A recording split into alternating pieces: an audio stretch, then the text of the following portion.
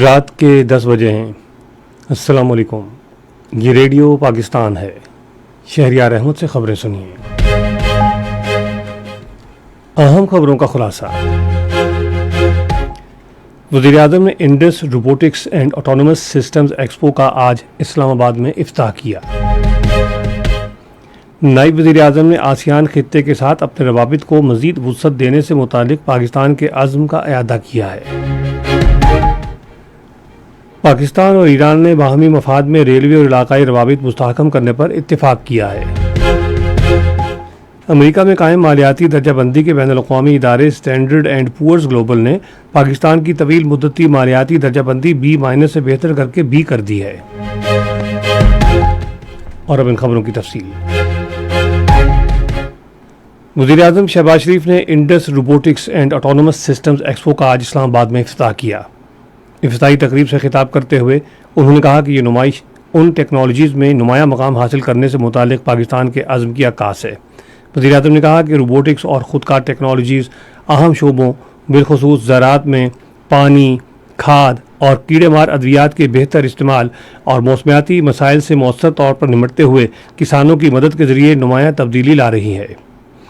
Technology کی مقامی سطح پر ترقی میں پاکستان میں ہونے والی پیش رفت کو اجاگر کرتے ہوئے شہباز شریف نے کہا کہ ملک نے دفاع اور سلامتی کے شعبوں میں خود کار صلاحیتوں کے حوالے سے نمایاں کامیابیاں حاصل کی ہیں۔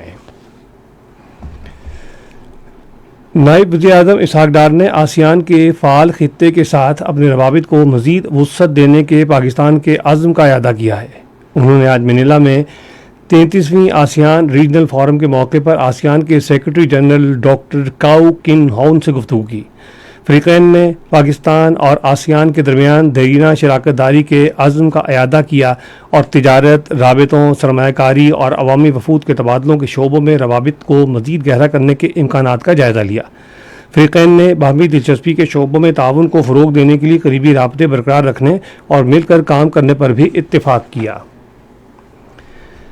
نائب وزیر اعظم اور وزیر خارجہ اسحاق ڈار نے منیلا میں آسیان ریجنل فورم کے موقع پر سری لنکا کے وزیر خارجہ وجیتا ہرات سے ملاقات کی۔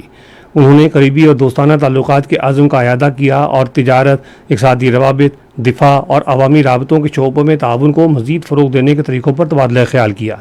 فریقین نے دو طرفہ تعلقات کو مزید مستحکم کرنے کے لیے اعلیٰ سطح کے وفود کے مسلسل تبادلوں کی اہمیت پر بھی اتفاق کیا۔ پاکستان اور مصر نے مشرق وسطیٰ میں کشیدگی کم کرنے اور مذاکرات کی اہمیت پر زور دیا ہے اور تمام ریاستوں کی خود مختاری اور علاقائی سالمیت کے احترام کو اجاگر کیا ہے۔ یہ بات منیلا میں آسیان ریجنل فورم کے موقع پر مصر کی امور خارجہ، ہجرت و امور تارکین وطن کے وزیر ڈاکٹر بدر عبدالعاطی کی میزبانی میں عشائیے کے موقع پر نائب وزیر اعظم اور وزیر خارجہ اسحاق ڈار کی ان سے ملاقات کے دوران کہی گئی۔ فریقین نے پاک مصر دو طرفہ تعلقات کو مزید مستحکم کرنے پر تفصیلی بات چیت کی، جس میں تجارت، سرمایہ کاری، اقتصادی تعاون اور کثیر جہتی فورمز پر باہمی اشتراک کو بڑھانا شامل تھا۔ پاکستان اور ایران نے دونوں ممالک اور خطے کے باہمی مفاد کے لیے ریلوے رابطوں، سرحد پار تجارت، اقتصادی تعاون اور علاقائی روابط مضبوط بنانے کے عزم کا اعادہ کیا ہے۔ اس حوالے سے اتفاق رائے وزیر ریلوے محمد حنیف عباسی اور ایران کے وزیر داخلہ اسکندر مومنی کے درمیان آج اسلام آباد میں ملاقات کے دوران ہوا۔ دونوں رہنماؤں نے پاکستان اور ایران کے درمیان مذہبی، تاریخی اور ثقافتی تعلقات کو مزید مستحکم کرنے کے عزم کا بھی اعادہ کیا اور خطے میں امن، استحکام، سفارتی روابط اور باہمی تعاون کو فروغ دینے کی اہمیت پر زور دیا۔ فریقین نے علاقائی تجارت اور روابط کو فروغ دینے کے لیے اسلام آباد، تہران، استنبول مال بردار ٹرین سروس کی بحالی پر بھی تبادلہ خیال کیا۔ پاکستان نے سعودی عرب اور بحیرہ احمر میں تجارتی جہاز رانی کے خلاف حوثی ملیشیا کی مسلسل دھمکیوں کی پرزور مذمت کی ہے۔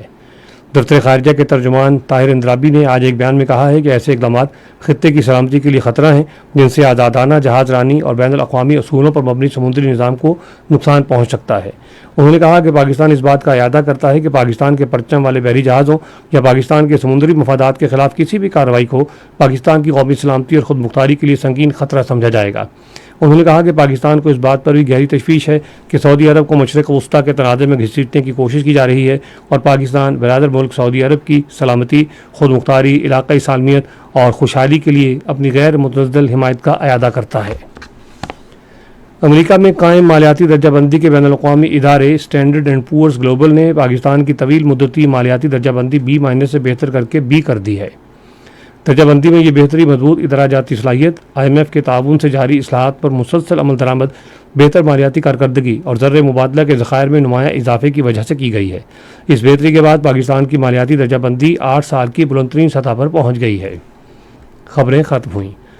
مزید خبروں اور تصدیق کے لیے آئیے ہماری ویب سائٹ پر radio.gov.pk اور فیس بک کے link radio Pakistan news official پر براہ راست ویڈیو اسٹریمنگ بھی ملاحظہ کی۔